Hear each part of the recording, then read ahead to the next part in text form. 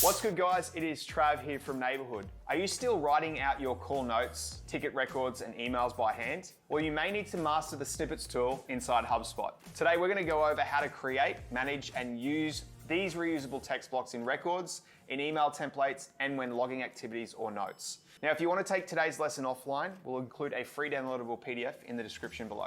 Okay, so let's get started with snippets. So just a bit of a roundabout idea of what snippets are. So basically, it will allow you to write large amounts of text just by basically selecting an option.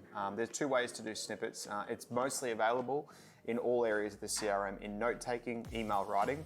It's also available in Outlook and also Gmail when you write emails through there. So any sort of snippets that you do create inside HubSpot does get pulled through, and it helps heaps if you're an administrator of a business, if you're working in customer support or service, and also in sales as well. So how do you create a snippet? Well, let's dive into it. So you want to click on conversations and then go down to snippets here.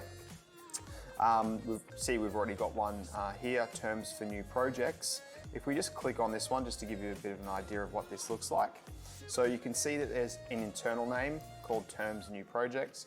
I'm going to encourage everybody to go through and do proper naming conventions as you get 10 to 20 different types of snippets in there. You want to make sure it's as organized as possible.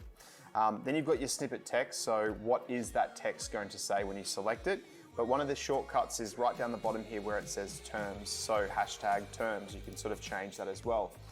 That will allow you, if you're writing a note, an email in Gmail, Outlook, or inside the CRM itself, if you just go hashtag and type terms, it will pre-existing put this text in here for you as well, which is pretty cool. So for example, if we want to use those terms, for example, we haven't got our email connected to this test account, but we'll just do a note as an example.